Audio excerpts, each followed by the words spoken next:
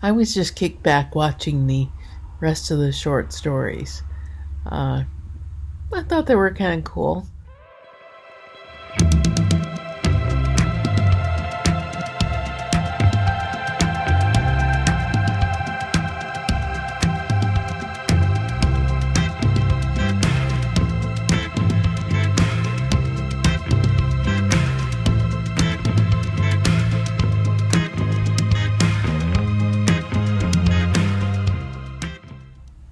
Hi, it's Nani, and welcome to Chronicles of Nani. Remember this slate from a few weeks ago? Well, I'm back to finish up short stories. I'd like to welcome everybody to the Cyber Coffee Shop. Today's drink is iced herbal peppermint tea. Don't knock it till you try it, it's good stuff. I usually talk about the fact that I have MS, and I'm living with MS. Not in spite of it, but with it. And I'm in a wheelchair. And I talk about my life before MS, and my definite plans for living beyond MS. I hope that you find the little tidbit that you'd like to subscribe, because subscribing is always good. It makes me feel good, and making people feel good is something that feels good anyway, or something like that. Right now, I'd like to go ahead and finish up those short stories, and we'll start now. One of the other fun things that I have in the old binders is I have a 1971 pocket schedule. My friend Dale found that in some of his stuff and thought, this is something that I would really enjoy. It's probably about the year that I saw my first baseball game. And strange as this may sound, because I've got a really good memory and I can remember things very far back in lots of detail. But I don't remember my first baseball game. I'm thinking it was probably around 1971. But my dad worked construction. So in the summer, Pop was gone at sunrise and didn't come home till sunset. It was dark when he came home. In the summer, if it was a nice sunny day and Pop came home early, it meant one of two things. Either we're going to a baseball game or we're going to a drive-in movie. He would come home early and he'd say, let's go see the Tigers. And with it being the type of thing where it wasn't 2 weeks ahead of time and getting all excited and I'm going to see my first baseball game, I honestly don't remember when my first baseball game was. But it was probably around 1971. And with the knowledge that, it was probably around that time, because I would have been 5 in 1971. So when Dale found that schedule in his old things, he gave it to me as a gift. And what a wonderful gift. And that's something that's in the Smash book too. The next short story is, yes, you're looking at a W-2 form. And no, I don't keep my W-2 forms from every year in Smash books. In fact, that's the only W-2 form that's in there. But it's from 1997, and it's a W-2 from the Detroit Tigers Baseball Club. In 96 and 97, I worked in the scoreboard game day for the Tigers. It was one of my interns. He was a sports intern for me, and when he left, a little while later, I got a phone call that said, I'm doing game day interning and volunteering for the Detroit Tigers, and I kind of talked you up.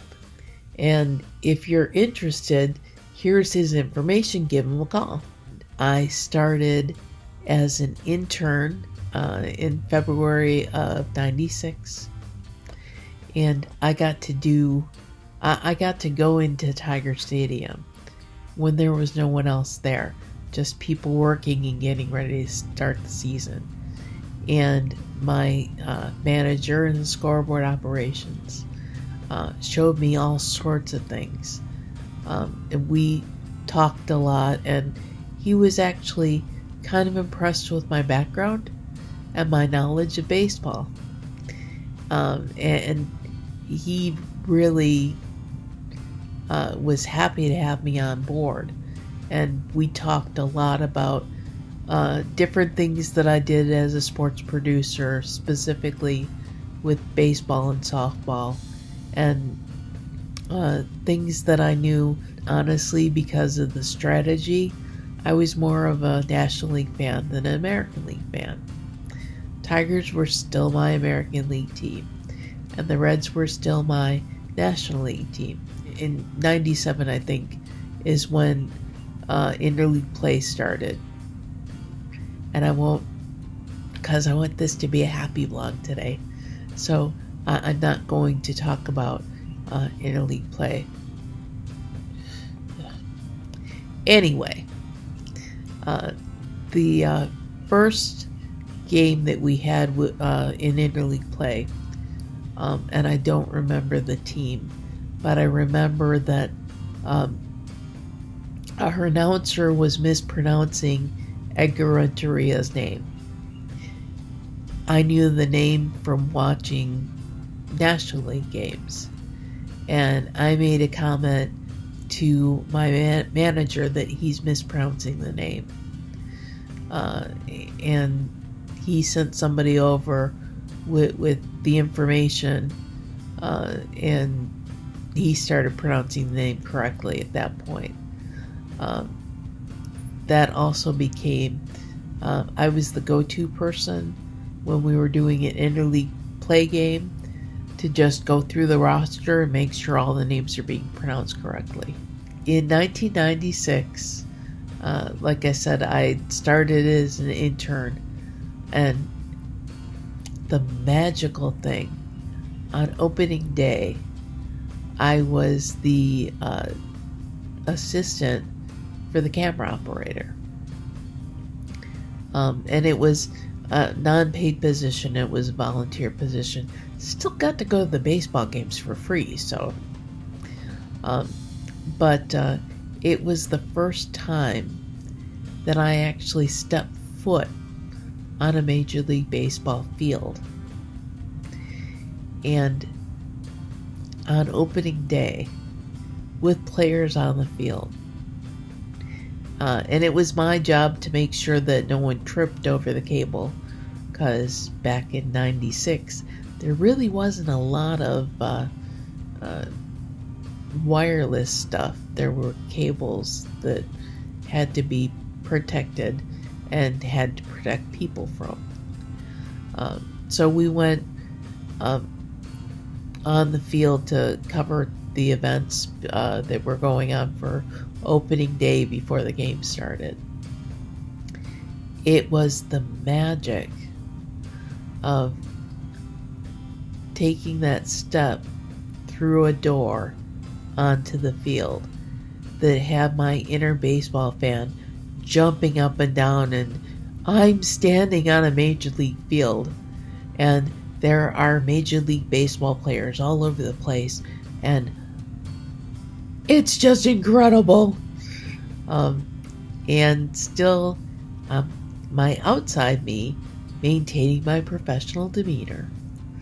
But it really was sort of like Field of Dreams when when a player walks out of the court and they're on a baseball field. It was kind of like that. It was like walking through a fog, and then suddenly you're someplace magical. And that's kind of what it was like to walk on the field. And there were 2 opening days, 3 days total, that I was on the field at the beginning of the game. One of the cool things I found, and this is in 96 when I was volunteering, and in 97 when I was actually working game day, that walking into the stadium before it's open, there are players walking all over the place, and everybody doing different things to get ready for the day, which was kind of neat.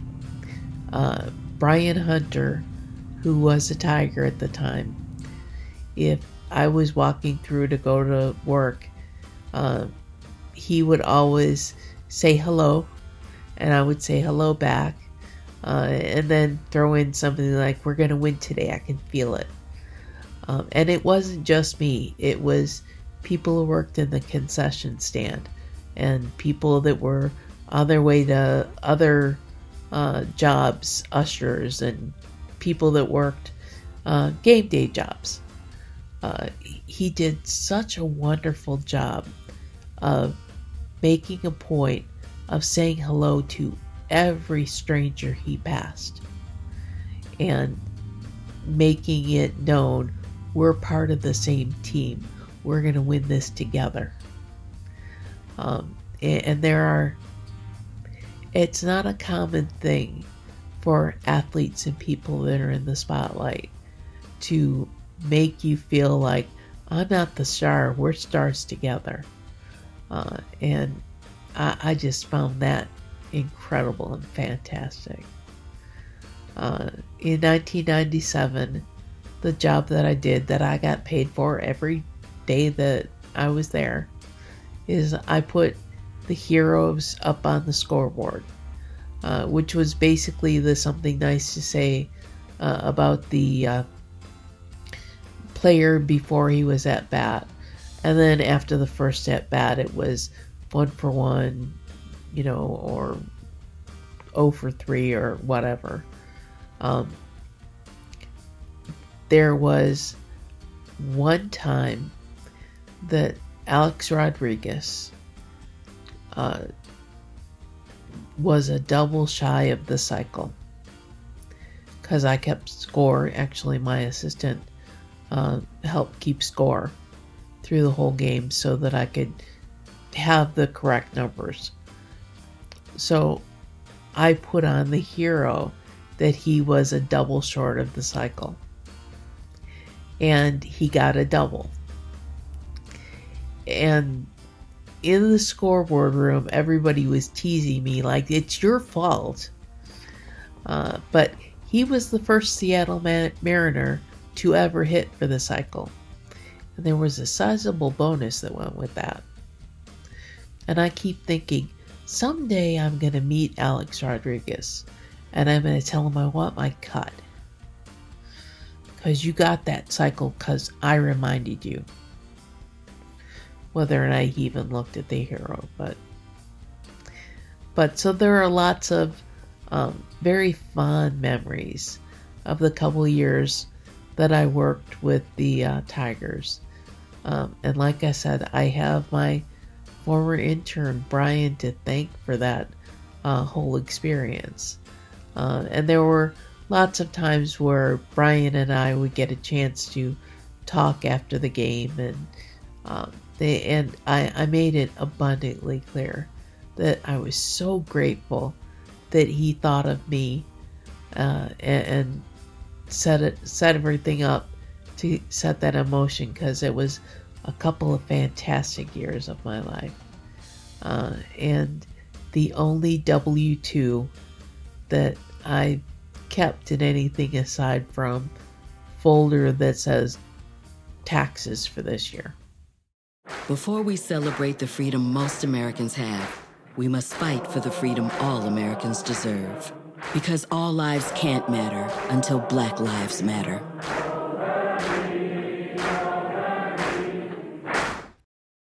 Have you ever seen somebody treated unfairly because of the color of their skin? Do you guys know what it means to have white privilege? What is racism, and what do you think about it?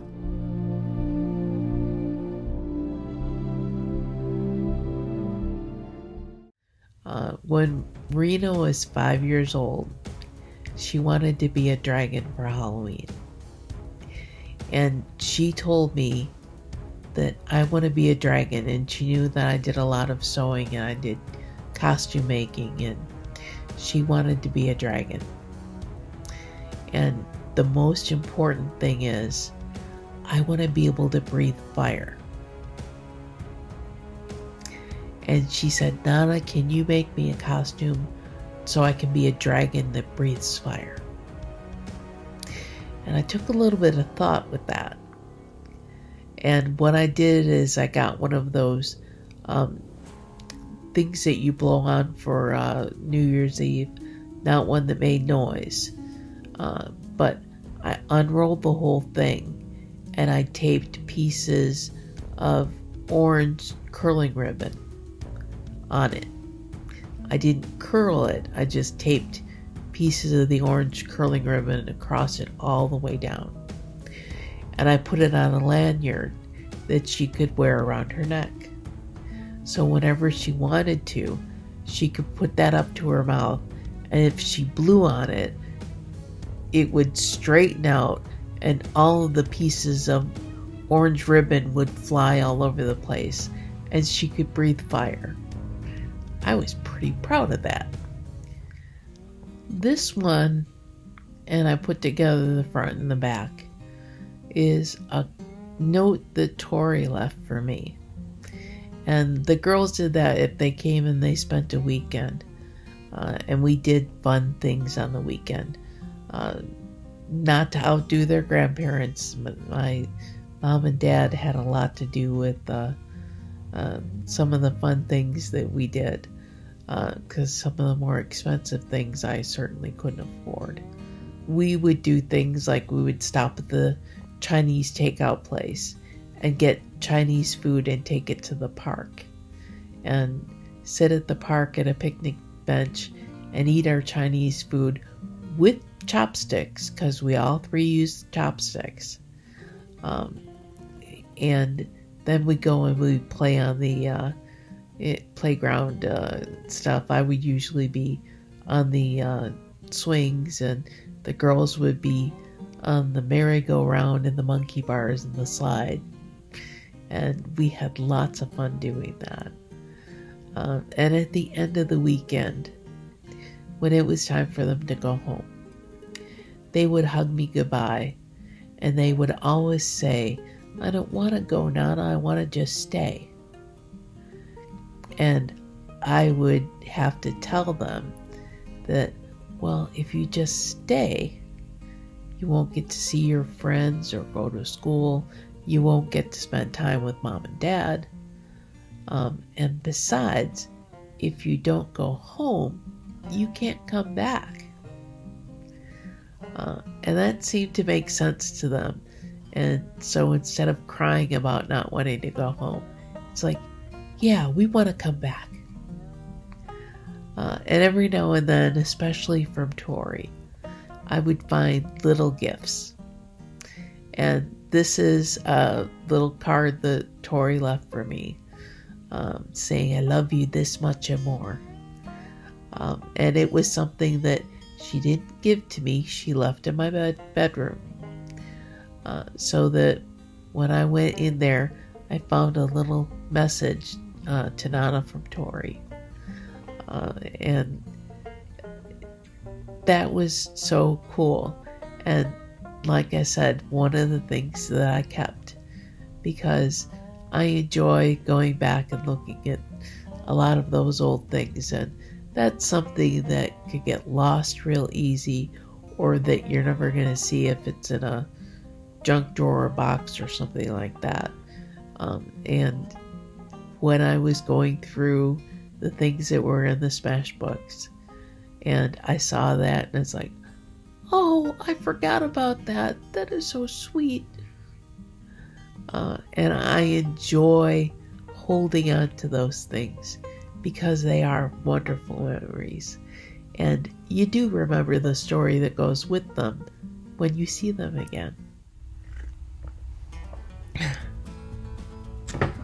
Okay, I was just kicked back watching the rest of the short stories. I thought they were kind of cool. The Cyber Coffee Shop is open 7 days a week, 24 hours a day, and every day of every year. So you can stop by and have coffee with me anytime you want. So until next week, have a fantastic week, and I hope you'll see me then.